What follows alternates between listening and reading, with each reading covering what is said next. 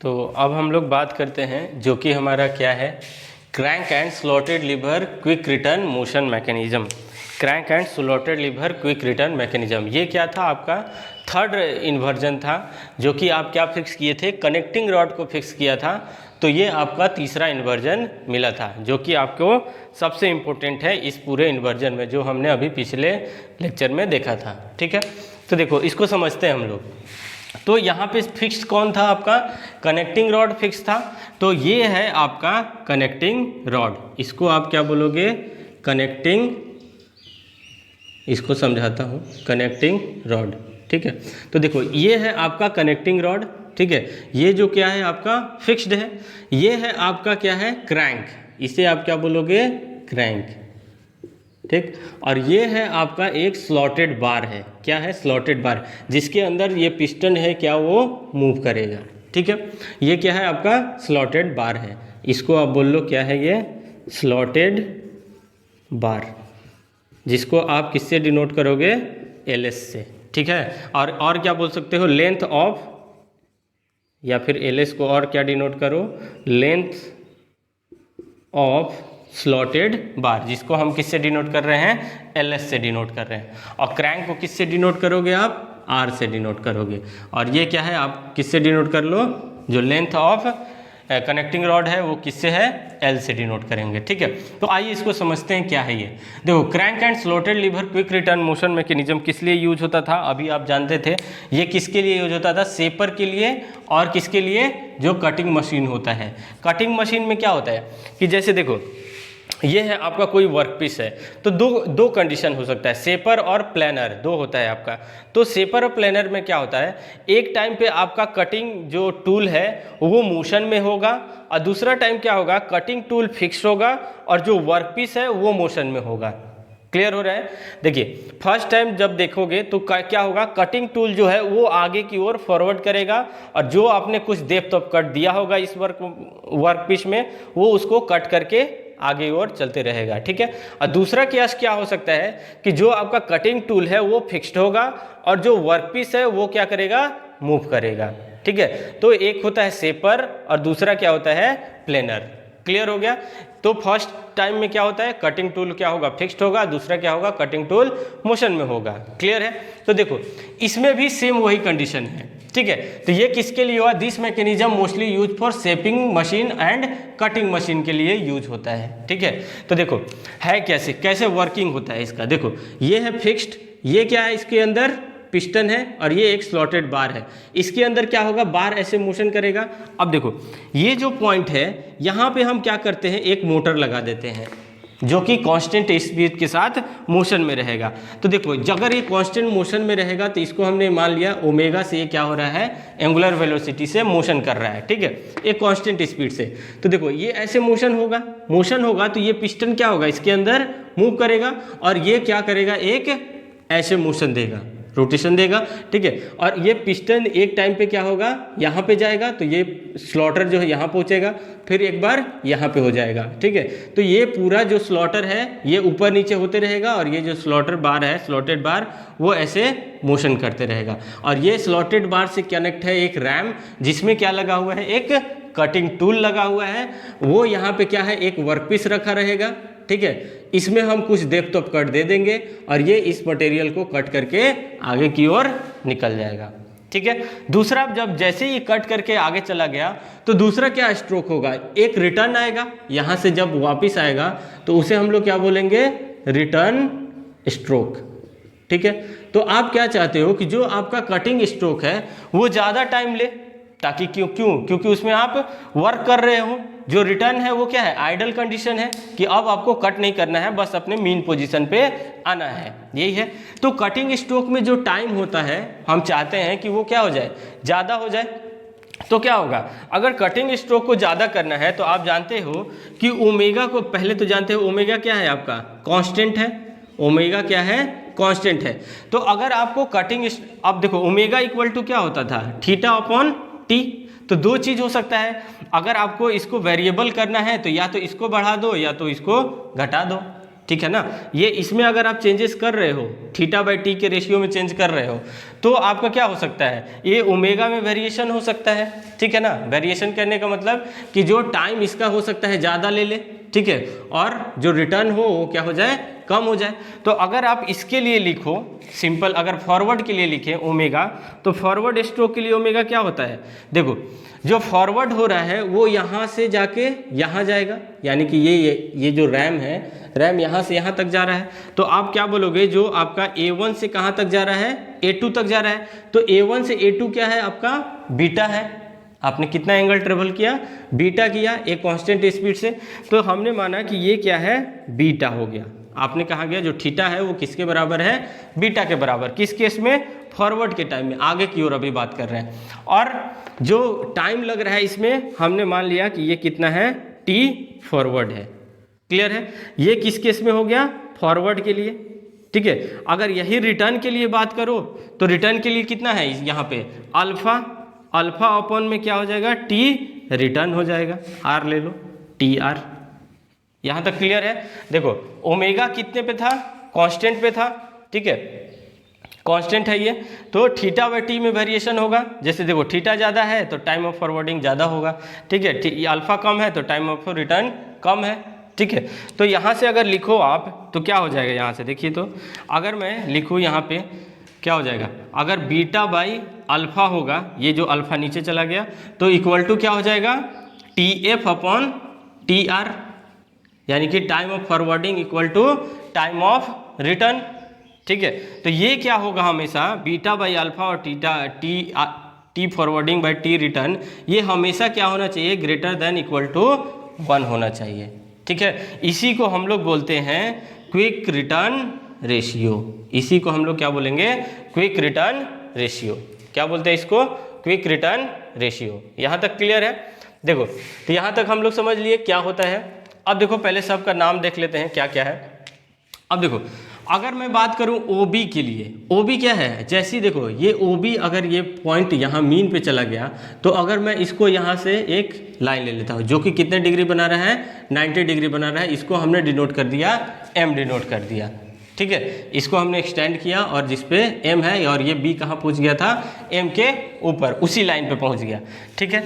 तो देखो ये जो अगर OB की बात करूँ, OB के लिए, तो OB क्या है आपका, LS ही है।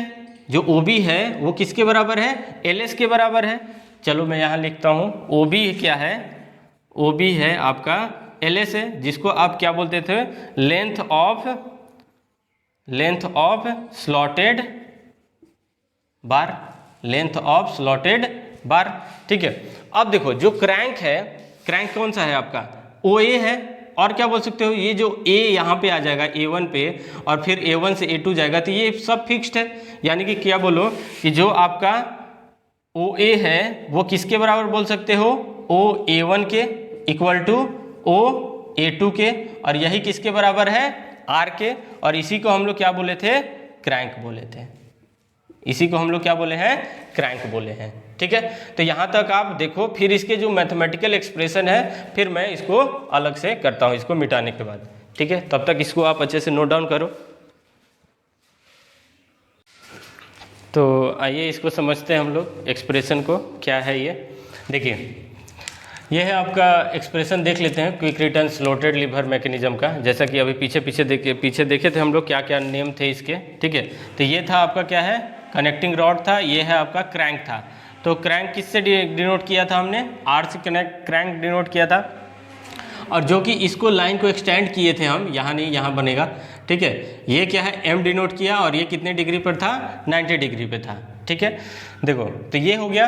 अब बात करूँ स्ट्रोक लेंथ की, तो स्ट्रोक लेंथ क्या होगा, यहाँ से अगर मैं देखूँ तो स्ट्रोक लेंथ कहाँ से होगा, यहाँ से स्टार्ट होके कहाँ तक जा रहा होगा, R1 से कहाँ तक, R2 तक, जो आपका एक लेंथ होगा स्ट्रोक का, एक स्ट्रोक होगा, फिर उसका रिटर्न स्ट्रोक होगा जो कि आइडियल कंडीशन में वापस आएगा, ठीक है। तो स्ट्रोक लेंथ अगर देखा जाए, यहाँ से लिखूँ मैं स्ट्रोक लेंथ, अगर स्ट्रोक लेंथ देखें तो कितना है यहाँ पे, स्ट्रोक लेंथ कहाँ से स्टार्ट हो रहा है, R1 से लेकर R2 तक, कहाँ से, R1 R2 क्या है, एक स्ट्रोक लेंथ। और इसे क्या लिख सकते हैं, B1 से लेकर कहाँ तक जा रहा है, B2 तक भी जा रहा है, सेम लेंथ है, B1 B2, और क्या बोलोगे कि 2 टाइम्स B1M हो सकता है कि ये जितना होगा ये भी उतना ही होगा, तो ये और किसके बराबर है 2 टाइम्स B1M। क्लियर है।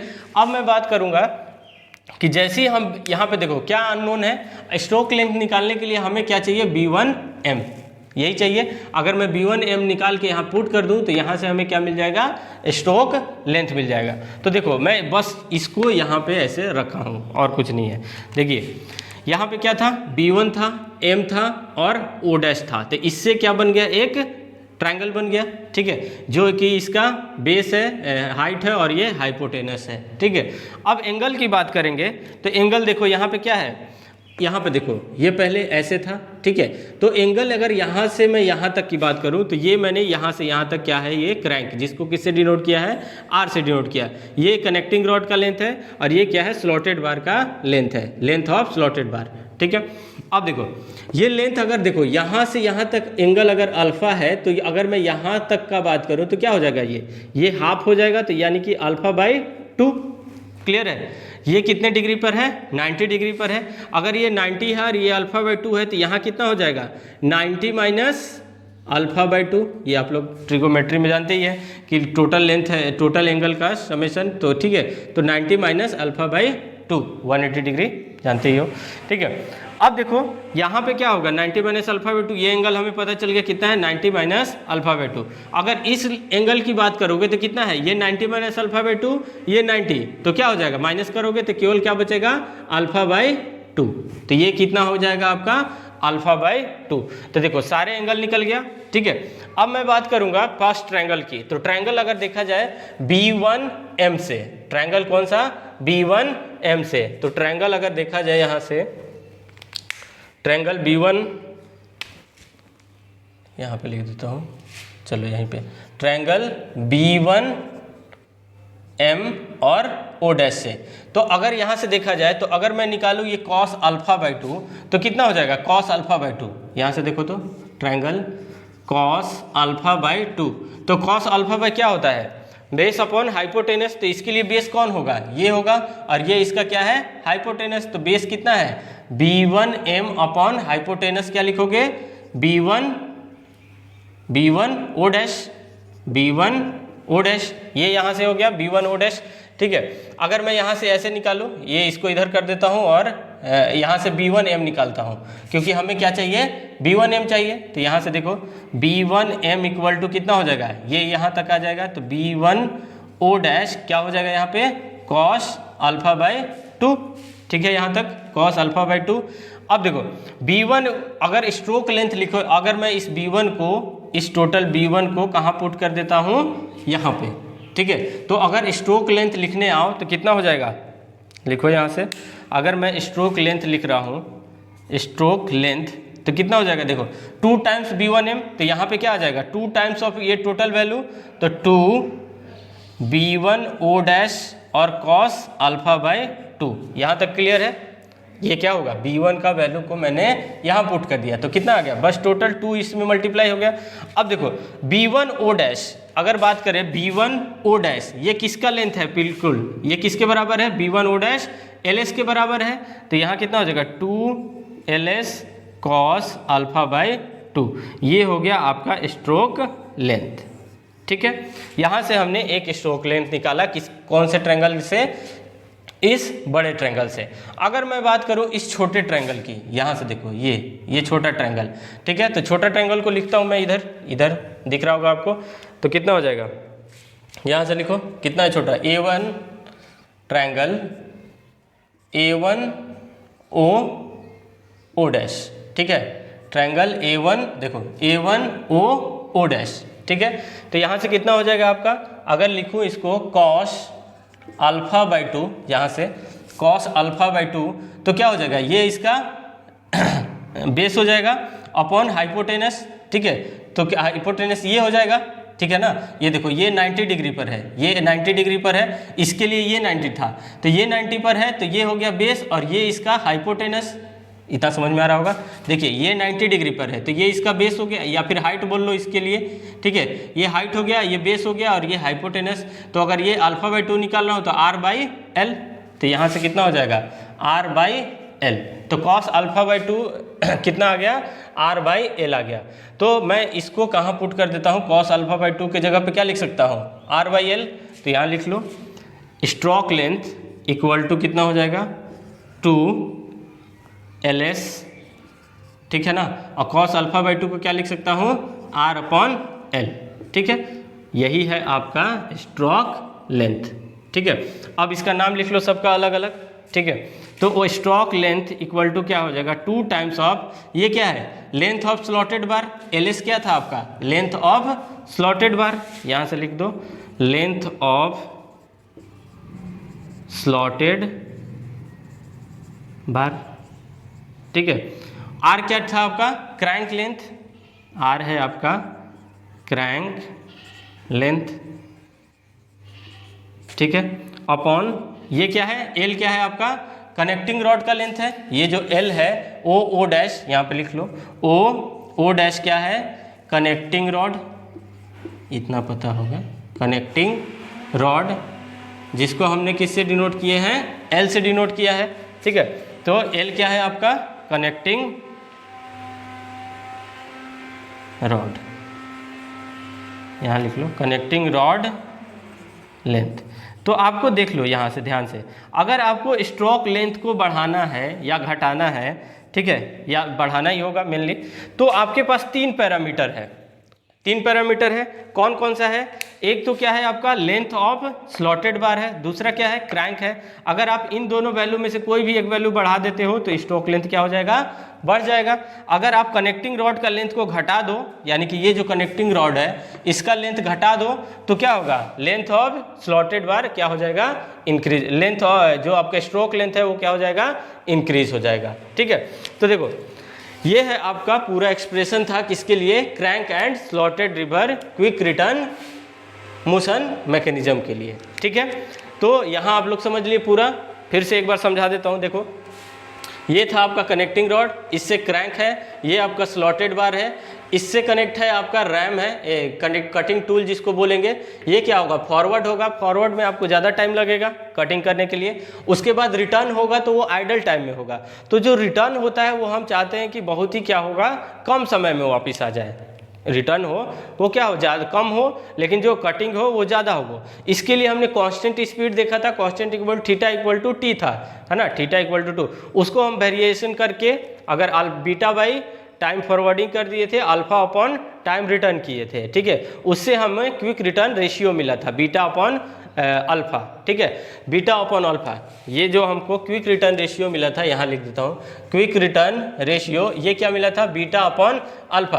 तो देखो बीटा को और क्या लिख सकते हो, बीटा अल्फा को क्या लिख सकते हो, अगर मैं बोलूँ बीटा इक्वल टू, अब बीटा के टर्म में अल्फा को लिखा जाए तो क्या लिखोगे 360 माइनस अल्फा कर दोगे तो क्या आ जाएगा बीटा, यहाँ लिख लो, देखो कुछ जगह दे देता हूँ, यहाँ लिखता हूँ क्विक रिटर्न रेशियो क्या था बीटा अपॉन अल्फा। ये ऑलवेज ग्रेटर देन क्या होना चाहिए 1 होना चाहिए, या फिर time forwarding upon time return था, ठीक है। इसको अगर बीटा को अल्फा में टर्म में लिखना हो या अल्फा को बीटा में, तो इसको क्या लिख सकते हो 360, टोटल कितना है आपका 360 माइनस अल्फा कर दो, माइनस अल्फा, ठीक है। तो ये किसके बराबर हो जाएगा 360 माइनस अल्फा करोगे तो किसके बराबर आ जाएगा बीटा आ जाएगा, ये बीटा हो गया अपॉन में अल्फा।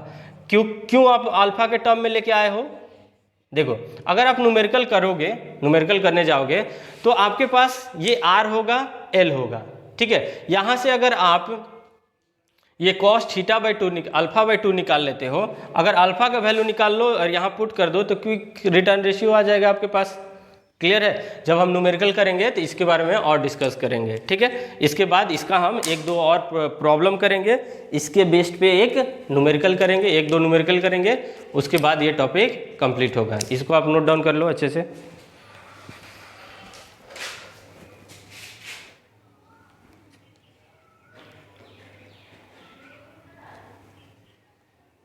आपको दिख नहीं रहा होगा उस साइड, आप अच्छे से देख लो, ठीक है। अब नोट डाउन कर लो अच्छे से।